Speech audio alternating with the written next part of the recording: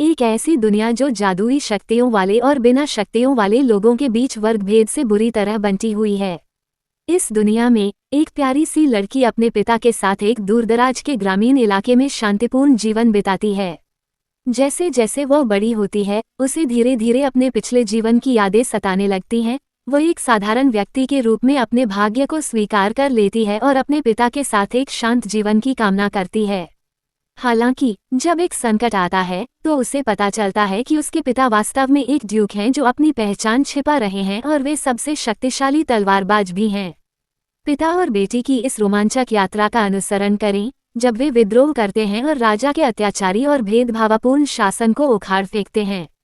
चांदी जैसे सफेद बालों और समुद्र जैसे नीले रंग की आंखों वाली एक सुंदर छोटी बच्ची एक आरामदायक पालने में लेटी हुई थी और अपने सामने बैठे आदमी को हाथ हिला रही थी। बच्ची को धीरे से अपनी बाहों में उठाते हुए उसी रंग के बालों वाले उस आदमी ने मन ही मन सोचा कि वह एक नन्ही परी है। वह इनोक रूबेनस्टीन था। अपने जैसी दिखने वाली उस बच्ची को देखकर उसके मन में सबसे पहला विचार यही आया। बच्ची उससे बहुत करीब लग रही थी और रूबेनस्टीन की बाहों में सहज महसूस कर रही थी। वो व्यक्ति बच्चे की मनमोहक सूरत देखकर पूरी तरह से अचंभित रह गया। इनोक सोचने लगा, क्या वह मुझे अपने पिता के रूप में पहचान पाएगी? यह एक अनवरत आकर्षण था, एक पवित्र रक्त बंधन। शायद ये प्रेम भी था। जैसे ही बच्ची के नन्हे हाथ ने उसकी उंगली पकड़ी, रूबेनस्टीन ने पहले से कहीं अधिक सच्ची गर्माहट महसूस की। उसके बर्फीले चेहरे पर एक हल्की सी मुस्कान आई और बच्ची की ओर उसकी निगाहें नर्म पड़ गईं। इनोक को समझ नहीं आ रहा था कि उसे ऐसा क्यों महसूस हो रहा है। साम्राज्य के अन्य शक्ति उपयोगकर्ताओं की तरह ये बच्ची भी वंश को आगे बढ़ाने के दायित्व के कारण ही पैदा हुई थी, जैसे प्रजनन के लिए तैयार किया गया घोड़ा। उसने सोचा था कि उसे कुछ भी महसूस नहीं होगा, कुछ भी नहीं होगा। भावनात्मक उतार चढ़ाव, ये प्राणी महज एक छोटी सी चीज होनी चाहिए थी जो उसके वंश से जुड़ी हो। एक बच्ची जिसे बड़ा होकर शक्ति का उपयोग करने वाला, एक कुलीन और अंततः एक सैनिक, शाही परिवार का एक वफादार साथी बनना था। अपने अनुभवों और इस दुनिया में बच्चों के भाग्य के बारे में सोचते हुए इनोक का चेहरा उदास हो गया। एक भय ने उसे घेर लिया जिसने उसे एक महत्वपूर्ण निर्णय लेने के लिए मजबूर कर दिया। नहीं, मैं उसे अपने जैसा जीवन नहीं जीने दे सकता। इनोक नीचे झुका और अपनी बेटी के कोमल छोटे चेहरे को छुआ। फिर उसी रात, जब डार्क नाइट गुप्त कार्रवाइयों के लिए एक आदर्श आवरण बन गया, एक रहस्यमय काले लबादे में एक आकृति तबाह धुएं से भरे युद्ध क्षेत्र के बीच अड्डे से निकली। बच्ची को अपनी बाहों में कसकर पकड़े हुए इनोक ने अपनी बेटी से फुसफुसाते हुए कहा, जानती हो, मैं तुम्हें इस खून से लथपथ युद्ध क्षेत्र का जीवन नहीं जीने दे सकता, मेरी बेटी। इसलिए उसने उसके साथ इस जगह से भागने का फैसला किया, ये जानते हुए कि दूर का भविष्य उनकी पहचान छिपाने में कठिनाइयों से भरा होगा। तभी उसके पीछे एक और आकृति प्रकट हुई। एक परिचित आवाज ने इनोक को चौंका दिया। क्या तुम भाग रहे हो? और बच्चे के साथ जो महिला अभी अभी प्रकट हुई थी और जिसने प्रश्न पूछा था, वह थी सेलेना। वह 20 साल की थी और उस बच्ची की माँ थी। सेलेना ने सख्ती से इनोक से पूछा, तुम क्या सोच रहे हो? इनोक कुछ देर चुप रहा, फिर अपनी बेटी को पहले से भी ज्यादा कसकर गले लगा लिया। उसने धीमी आवाज में कहा कि वो उसे उस तरह पालना नहीं चाहता जिस तरह उसका पालन पोषण हुआ था। सेलेना को इस जवाब पर कोई हैरानी नहीं हुई। उसने आह भरी और कहा, वह मेरी भी बच्ची है। हाँ, यह उनकी जैविक संतान है, लेकिन उसका जन्म किसी अस्पष्ट प्रेम के साकार होने से ज्यादा एक कर्तव्य की पूर्ति जैसा था। कुछ देर सोचने के बाद इनोक ने अचानक कहा, तो चलो हम साथ चलते हैं। इस प्रस्ताव से सेलेना चौंक गई। उसे विश्वास ही नहीं हो रहा था कि उसके सामने खड़ा आदमी ये शब्द कह रहा है। एक पल बाद सेलेना ने व्यंग्यपूर्ण कड़वी हंसी हंसी, मुझे तुमसे इतनी बेपरवाही की उम्मीद नहीं थी। हम तो जन्म से ही मरने के लिए पैदा होते हैं, उसने इनोक और उसकी बच्ची के करीब आते हुए कहा। एक विशेष क्षमता का उपयोग करने वाली और साम्राज्य की कुलीन महिला होने के नाते ये बच्ची भी कोई अपवाद नहीं है।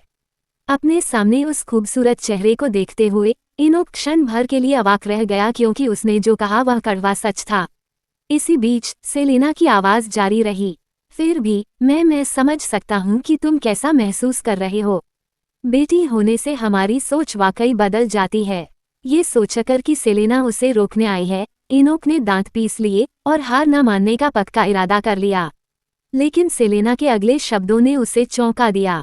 वह मुंह फेरकर बोली, जाओ। वह अचरज से उसकी पीठ देखता रहा। उसे उम्मीद नहीं थी कि सेलेना समझौता करके उन्हें जाने देगी। इनोक के दिल में उमड़ रही असंख्य भावनाएं अलविदा कहने से पहले एक आखिरी वाक्य में सिमट गईं। मैं ज़ेनॉन जाने की योजना बना रहा हूँ, लेकिन मुझे यकीन नहीं है कि हम वहाँ हमेशा के लिए रहेंगे। एक मुश्किल से दिखाई देने वाले कोण से सेलेना के बर्फीले चेहरे पर एक हल्की सी उदासी झलक उठी। उसने फुसफुसाते हुए कहा, ठीक है, शुभकामनाएं। और इस तरह उस दिन साम्राज्य का इकलौता तलवारबाज इनोक रुबिनस्टीन पूरी तरह गायब हो गया।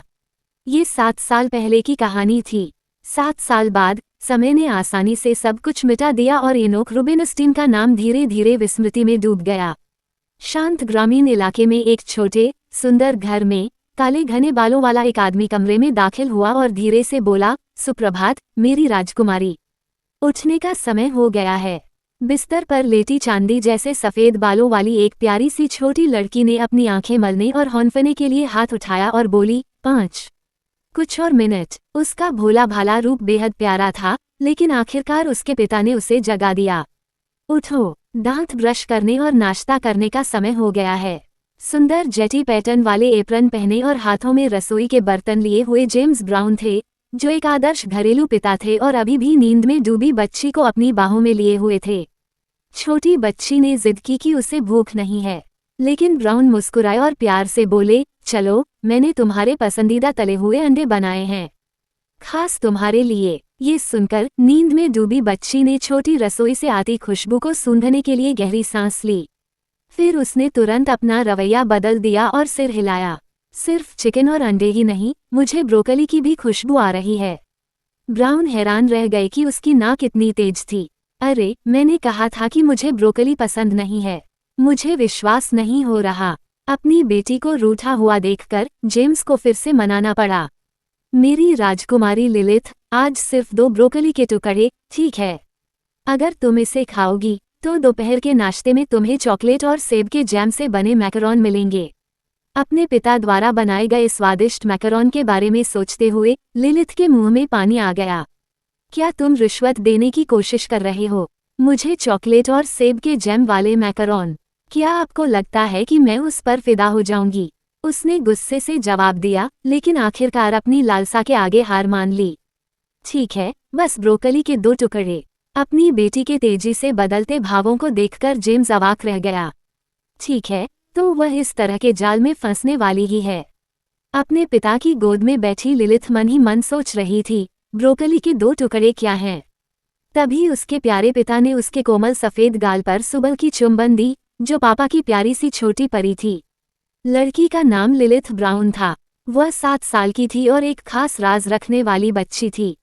जैसे जैसे वह बड़ी हुई, उसे धीरे धीरे अपने पिछले जन्म की यादें याद आने लगीं। फिलहाल लिलिथ अपने पिता के साथ शांतिपूर्ण और खुशहाल दिन बिता रही थी। जेम्स एक बहुत अच्छे पिता और बेहतरीन रसोइया थे। 7 साल की लिलिथ ब्राउन को लगभग 3 साल की उम्र से अपने पिछले जन्म की यादें आने लगी थीं। और अब 7 साल की उम्र में उसे सब कुछ पूरी तरह याद था। सब कुछ एक अवास्तविक और विचित्र रूप से यथार्थवादी सपने जैसा लग रहा था, जिसमें ये तथ्य भी शामिल था कि ये दुनिया एक काल्पनिक उपन्यास से संबंधित थी जिसे उसने अपने पिछले जीवन में पढ़ा था। अपने पिछले जीवन में वह सही नहीं थी। वह एक स्नातकोत्तर छात्रा थी। एक स्नातकोत्तर छात्रा इंसान क्यों नहीं हो सकती? सच कहूं तो वह जीवन इंसानों के लिए उपयुक्त नहीं था। इसलिए 25 साल की उम्र में लिलिथ अत्यधिक काम के कारण मर गई। रात भर जागकर अपनी थीसिस लिखती रही। उसकी थीसिस का शीर्षक था काल्पनिक कथाओं और फैंटेसी उपन्यासों में प्रयुक्त सामाजिक सुधार की प्रकृति का अध्ययन, यानी विद्रोह की खुराक। वह उस थीसिस को लेकर इतनी तनाव में थी कि उसका पुनर्जन्म उपन्यास की दुनिया में ही हो गया। अपने पिछले जीवन की सभी यादें लौटने से पहले लिलिथ एक साधारण बच्चे से अलग नहीं थी। अब भी सब कुछ याद आने के बाद भी उसका पिछला जीवन धुंधला ही रहा, जब तक कि उसने जानबूझकर उसे याद करने की कोशिश न की हो। अवचेतन रूप से लिलिथ ने खुद को अपने वर्तमान जीवन में पूरी तरह से समाहित पाया। इसलिए भले ही वह एक वयस्क की तरह सोच सकती थी, ब्रोकोली के प्रति उसकी बचकानी नापसंदगी अपरिवर्तित रही। जब वह ब्रोकोली के 2 टुकड़ों को लेकर अभी भी चिड़चिड़ी थी, जेम्स ने उसके बाल संवारे और पूछा, आज तुम्हें कौन सा हेयर स्टाइल चाहिए? खरगोश के कान या राजकुमारी वाला? लिलिथ ने आह भरी, पापा, क्या मुझे अपने बाल खुद बांधने चाहिए? पोनीटेल ठीक रहेगी। उसके बालों को संवारने के बाद जेम्स ने अपना हाथ उसके ऊपर रखा। जेम्स ने लिलिथ के कंधे पर हाथ रखकर धीरे से कहा, ठीक है राजकुमारी, मुझे आज बाजार जाना है, इसलिए तुम पड़ोस के घर जाकर खेलो। मैं सुसान मैडम को बता दूंगा। ये सुनकर लिलिथ ने पूछा, मैं आपके साथ क्यों नहीं जा सकती? जेम्स ने सिर हिलाया और खड़ा हो गया। अभी नहीं, हाल ही में वहाँ कुछ डरावने सैनिक घूम रहे हैं। उसकी बात सुनकर लिलिथ और भी उत्सुक हो गई, क्योंकि ऐसी बातें उसके जैसी बच्ची से जुड़ी नहीं थीं। एक ऐसी बच्ची जिसके पास कोई क्षमता नहीं थी, यहाँ तक कि कांच के टुकड़ों को घुमाने जैसी छोटी सी भी नहीं। लेकिन उसके तर्क के सामने जेम्स अपनी बात पर अड़ा रहा। फिर भी सुरक्षित नहीं, ये खतरनाक है। दरअसल अपने पिछले जन्म की यादों से लिलिथ को सब कुछ साफ समझ आ गया था। उसके पिता द्वारा बताए गए डरावने सैनिक शाही सेना के कुलीन सैनिक थे। वे राजधानी से सैकड़ों मील दूर इस ग्रामीण इलाके में क्षमता संपन्न लोगों की तलाश में आए थे। उस विद्रोह की दुनिया में जहां लिलिथ का पुनर्जन्म हुआ था, लोग 2 समूहों में बटे हुए थे। जादू का इस्तेमाल कर सकने वाले, जिन्हें क्षमता संपन्न लोग कहा जाता था, और जो नहीं कर सकते थे, जिन्हें शक्तिहीन कहा जाता था। क्षमता संपन्न लोग कुलीन वर्ग की उपाधि के साथ जीवन यापन कर सकते थे और उन्हें विशेष सुविधाएं मिलती थीं। हालांकि इस दुनिया में एक पदानुक्रमित ढांचा भी था, जहां व्यक्तियों के साथ उनकी क्षमताओं के आधार पर भेदभाव किया जाता था। युद्ध अक्सर होते थे और क्षमता संपन्न लोगों को अक्सर संघर्ष स्थलों पर भेजा जाता था। इस कहानी में मुख्य पात्रों को भी बेरहमी से मार डाला गया था। साधारण लोग या शक्तिहीन लोग इस उपन्यास में सहायक पात्र भी नहीं बन सकते थे। लिलिथ ने निष्कर्ष निकाला कि वह और उसके पिता ऐसे ही लोग थे। साधारण भूरे बाल और आंखें, यहाँ तक कि नाम भी बहुत साधारण था, जेम्स ब्राउन। स्पष्ट रूप से वह एक साधारण, महत्वहीन राहगीर था। ब्रोकोली खाते हुए लिलिथ अचानक बोली, लेकिन मुझे यह अच्छा लगता है। साधारण पैदा होना एक बड़ा आशीर्वाद है ना? उसकी बात सुनकर जेम्स उलझन में पड़ गया। उसने उससे पूछा, तुम्हारा क्या मतलब है प्रिय? लिलिथ बस मुस्कुराई और बोली, ये दुनिया डरावनी है। मुझे तुम्हारे साथ एक सरल और सुखी जीवन जीना अच्छा लगता है। बस हम दोनों। मैं खुश हूँ। उसके विचारों ने जेम्स को एक पल के लिए चुप कर दिया। थोड़ी देर बाद उसने हाथ बढ़ाकर उसके बालों को सहलाया और मुस्कुराया। हाँ, जब तक मेरी राजकुमारी मेरे साथ है, मैं भी खुश हूँ। अपनी बेटी को पड़ोसी सुसान के पास छोड़ने के बाद जेम्स ने अपनी पीठ पर लकड़ियों का ढेर लादकर अलविदा कहा। आज मेरे लिए लिलिथ का ख्याल रखना राजकुमारी, मैं जल्दी लौटाऊंगा। पड़ोसी के घर में बैठे नारंगी बालों वाले पति ने मेज पर बलूत के फलों का ढेर रखते हुए लिलिथ के पिता की कहानी सुनाई। पहले तो मुझे पता ही नहीं था कि वह तुम्हारे पिता हैं। एक युवक अचानक पहाड़ों के गांव में आया, चुपचाप रहता था और किसी से बात नहीं करता था, मानो कोई अनकही कहानी अपने साथ लिए घूम रहा हो। इस दुनिया में ऐसे कई लोग हैं जिनकी ऐसी कहानियां हैं। पड़ोसी की पत्नी सुसान ने आगे कहा, फिर एक रात तुम्हारे पिता बहुत पीले चेहरे के साथ आए। उनकी गोद में एक नवजात शिशु था। वह शिशु तुम थी, लिलिथ। वह चांदनी रात थी। जेम्स नाम के युवक का हमेशा का शांत और उदासीन स्वभाव पूरी तरह गायब हो गया था। वह घबराया हुआ और बेचैन हो गया था। उसने जल्दी से अपने पड़ोसी से कहा, मुझे यकीन है कि वो बीमार नहीं है, लेकिन वह खाना नहीं खा रही है। वह बहुत भूखी होगी, लेकिन जब भी मैं उसे दूध पिलाने की कोशिश करता हूँ, वह चीखती और रोती है। इस स्थिति को देखकर पड़ोसी ने बच्चे की जांच करने का फैसला किया।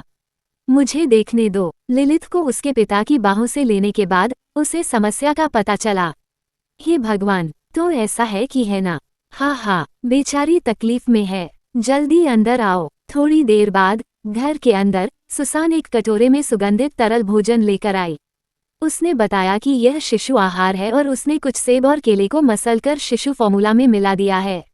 अब वह इसे खा सकती है। पड़ोसी के निर्देशों का पालन करते हुए बहुत तनावग्रस्त और गंभीर जेम्स ने धीरे धीरे बच्ची को एक चम्मच खाना खिलाया। पहले तो लिलिथ हिचकिचाई, लेकिन चखते ही वो तुरंत बड़े चाव और खुशी से खाने लगी। यह कोई बड़ी बात नहीं थी। हालांकि वह 5 महीने से अधिक की थी, लेकिन वो केवल मिश्रित दूध ही पी रही थी। शायद इससे ऊब जाने के कारण उसने अपनी भूख को सहन किया और उसे अपने तरीके से व्यक्त किया। पड़ोसी दिल खोलकर हंसा और आगे बोला, उसके बाद वो बहुत दयालु हो गया। जब भी मैं और मेरे पति दूर से आते, वह दौड़कर हमारा स्वागत करता। वो अक्सर हमें बहुत सारी कटी हुई लकड़ियां भी देता है। वो बहुत उलझन में रहा होगा क्योंकि यह पहली बार था जब वो किसी बच्चे की परवरिश कर रहा था। उस दिन के बाद से वह हमेशा हर उस चीज के बारे में पूछता और सीखता रहता था जिसमें उसे मदद की जरूरत होती थी। पड़ोसी से अपने पिता के बारे में ये कहानियां सुनकर लिलिथ खुद को रोक नहीं पाए और वाह, वो पल भर में गृहस्थ बन गया। अचानक पड़ोसी अपने हाथ में रखे पत्तों को देखकर हंस पड़ा। इस बार मैं जीत गया बच्ची, चेकमेट। उसने अपने पत्ते मेज पर रखते हुए खुशी खुशी सारे बलूत इकट्ठा कर लिए। लेकिन लिलिथ के छोटे से हाथ और आवाज ने उसे रोक दिया। 1 मिनट रुको, अरे उसने तुम्हें पकड़ लिया। मुस्कुराते हुए उस प्यारी बच्ची ने धीरे से अपने सारे पत्ते दिखाए। लिलिथ विजयी होकर सारे बलूत ले गई और इतराती हुई बोली, चलो कल फिर खेलते हैं। मुझे चुनौती हमेशा पसंद है। पड़ोसी के घर में एक मजेदार दिन बिताने के बाद लिलिथ ने अलविदा कहा और घर जाने का फैसला किया। शाम होते होते, धन्यवाद चाची और चाचा, आज मुझे बहुत मजा आया। कपड़े धोने की टोकरी पकड़े हुए उसने अपनी पड़ोसी से कहा, आंटी आप वापस जाइए, मैं कपड़े धो दूंगी। सुसान चौंक गई, क्या तुम कपड़े क्यों धो रही हो? छोड़ो ना। अपनी आंटी के उलझन भरे चेहरे को देखकर लड़की ने खुशी खुशी समझाया, मैं धो दूंगी ताकि पापा को बाजार से लौटने के बाद खुद न धोना पड़े। बच्ची की इस ममता और प्यारी सूरत ने उसकी पड़ोसी को बहुत प्रभावित किया। अरे वाह, कितनी प्यारी बच्ची है, सोने का दिल। तो मैं जाने से पहले इसे धो दूंगी। ये वही कपड़े हैं जिन्हें धोने की जरूरत है ना? पड़ोसी लिलिथ की कपड़े धोने में मदद करना चाहती थी, लेकिन छोटी बच्ची एक तरफ हट गई और सिर हिलाकर बोली, ओह नहीं, आप नहीं कर सकते। पापा के अंडरवियर भी यही हैं। ये सुनकर पड़ोसी शर्मा गया और हार मानकर लड़की को खुद कपड़े धोने के लिए छोड़ दिया।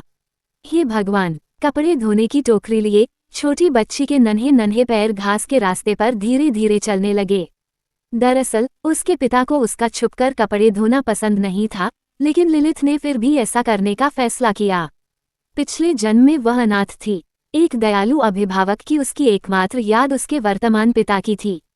कम उम्र के बावजूद वे खुद उसकी देखभाल करते थे, उसके डायपर बदलते थे, उसे खाना खिलाते थे, नहलाते थे और बाकी सब कुछ करते थे। दिन ब दिन इतनी कम उम्र से उसके पिता का साथ मिलना और उनके बीच का रिश्ता बनना लिलिथ के लिए बहुत मायने रखता था। लिलिथ ने खुद से कहा कि वह जल्दी बड़ी होने की कोशिश करेगी और अपने पिता के प्रति कर्तव्य निभाएगी।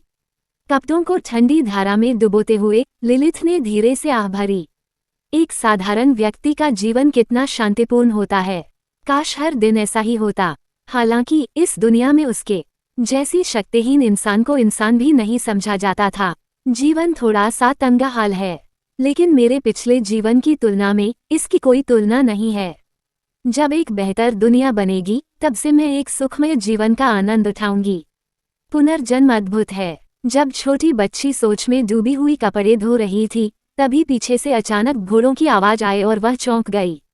हाँ, गांव में घोड़ों की आवाज।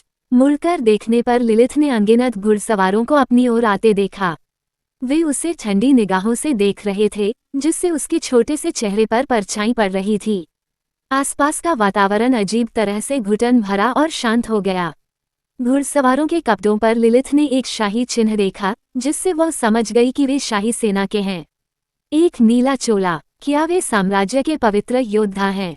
जब वह हैरानी से देख रही थी, तभी घुड़सवारों का नेतृत्व कर रहे व्यक्ति ने उसकी ओर देखा। उसकी चमकीली बैंगनी आंखें और काले बाल थे। अचानक उसने एक आदेश दिया जिससे लिलिथ दंग रह गई।